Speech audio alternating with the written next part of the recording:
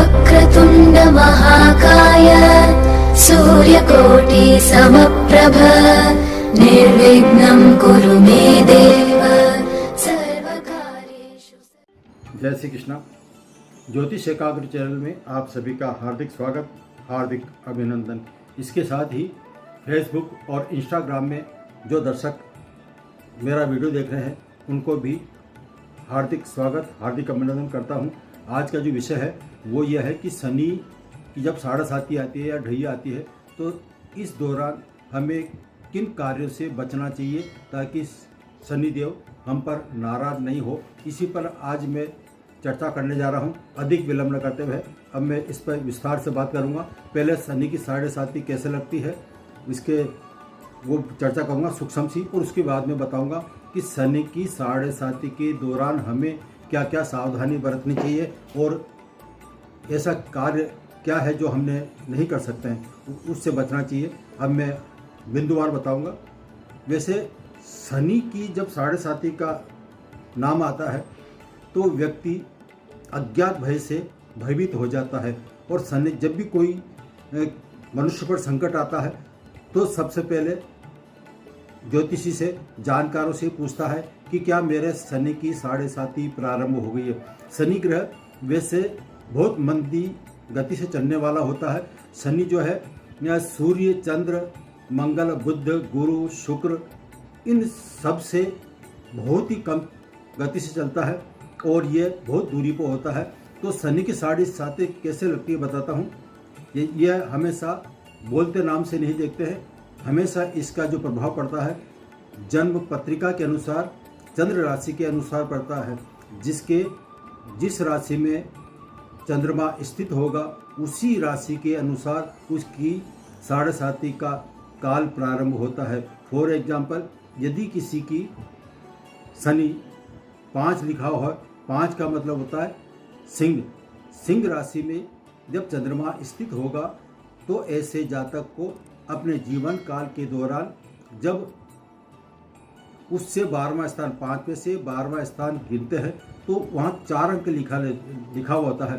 तो जब 4 का मतलब होता है कर्क राशि, तो चंद्रमा से हम 2.5 साल पहले जिस राशि में स्थित होता है 2.5 साल पहले, और फिर आता है 5वें यानी कि सिंह राशि में, तो 2.5 साल बाद में। इस तरह से 5 साल हो गए।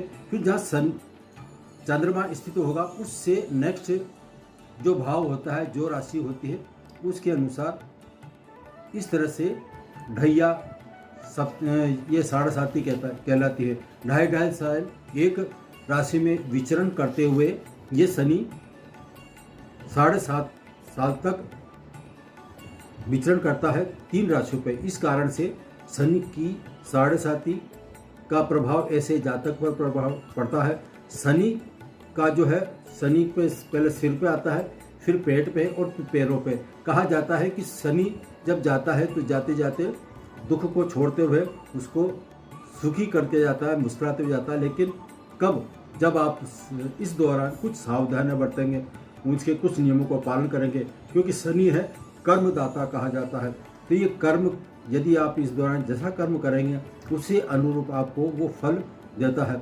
अब अधिक विलंब न करते हुए शनि की 7.5 के दौरान हमें ऐसा क्या कार्य नहीं करना चाहिए या हमें क्या गलती नहीं करनी चाहिए जिससे हम शनि के क्रोध से बच सके, इसके दुष्प्रभाव से बचना है और शुभ परिणाम यदि आपको प्राप्त करने हैं तो ऐसे में भूलकर भी इन बिंदुओं को मैं चर्चा करने जा रहा हूं। इस पर गौर करें और इसको अन्यथा न लें और ध्यान से सुने। आपको पूरा वीडियो देखें तो आपको अच्छा समझ में आएगा।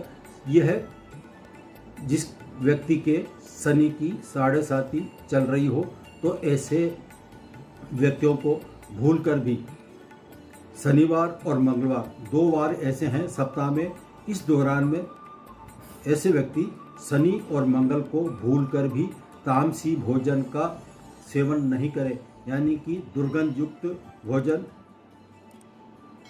का त्याग करना जरूरी है, इससे बच कर चलें। दूसरा है किसी भी अन्य व्यक्तियों से, चाहे परिवार में हो, परिजनों में हो, या आप जहां कार्य में करते हो उस क्षेत्र में भूल कर भी तर्क और वितर्क नहीं करें। तर्क और वितर्क से बचना महत्वपूर्ण है, अन्यथा आपका शनि का जो प्रभाव है आप पर लागू हो जाएगा और आपकी मानसिक दबाव और तनाव बढ़ सकता है। इसलिए दूसरे नंबर की गलती से बचें। जब तीसरा है, किसी भी कानूनी समझौते में फंसने से बचना जरूरी है। अब इसका थोड़ा विस्तार से करता हूँ। यदि आप शनि की 7.5 से गुजर रहे हों तो भूलकर भी किसी की जमानत नहीं देवें और भूलकर भी किसी के गवाह के रूप में सामने नहीं आए। इन दोनों कार्यों से बचें।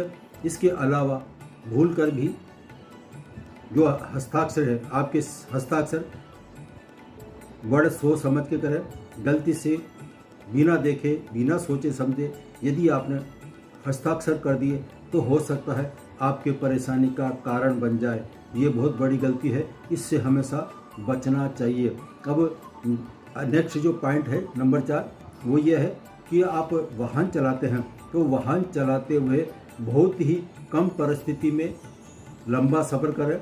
आप छोटा मोटा जो कार्य है, दैनिक कार्य, वो तो कर सकते हैं, लेकिन यदि आप वाहन चला रहे हैं और लंबे सफ़र पर उस वाहन को खुद चला रहे हैं तो ऐसे में आपको सावधानी बरतना बहुत ज़रूरी है, अन्यथा आपके एक्सीडेंट वगैरह हो सकते हैं। और एक बात और है, शनि की 7.5 के दौरान भूल जहाँ तक हो सके रात्रि के समय वाहन चलाने से बचें। और यह पॉइंट बताया मैंने। अब सबसे लास्ट जो पॉइंट है वो यह है कि शनिवार और मंगलवार के दिन भूलकर भी, जिस दिन शनिवार हो मंगलवार हो, इन दोनों अवसरों पर आप एक तो काले रंग की कोई वस्तु नहीं खरीदें, चमड़े की वस्तुएं नहीं खरीदें, इन दोनों से बचें। साथ ही जिनके 7.5 चल रही है उन लोगों को शनिवार के दिन काले कपड़े पहनना वर्जित है। यानी कि कुल मिला के शनिवार के दिन एक तो काले कपड़े पहनने से बचें, दूसरा हो सके तो आप जो बेल्ट वगैरह लगाते हैं वो चमड़े की बेल्ट से बचें। इसके अलावा कुछ भी लगा सकते हैं। और चमड़े के जूते उस दिन यदि नहीं पहने तो बेहतर होगा। अब शनि की 7.5 कि ये तो बचने के उपाय बता दिए, लेकिन फिर भी यदि कोई उपाय जानना चाहते हैं तो इसका सरल सा उपाय यह है कि अंक ज्योतिष के अनुसार 8 अंक शनि को प्रदान किए गए हैं। तो ऐसे में यदि किसी जरूरतमंद व्यक्ति को दक्षिण दिशा की तरफ शनिवार के दिन काले रंग के जूते 8 नंबर के व्यक्ति को देंगे, जरूरतमंद व्यक्ति को, तो ऐसे में शनि के कुप्रभाव से हम बच सकते हैं। यह है शनि के वार के 7.5 और शनि के 7.5 के दौरान हमें किन गलतियों से बचना चाहिए। आज इतना ही। फिर अगले नेक्स्ट वीडियो में मैं शनि से ही संबंधित अन्य चर्चा करूंगा। अब मैंने जो शनि का चैप्टर लिया है वो कम से कम 4 सब्जेक्ट लिए है। आज प्रथम इसका किया।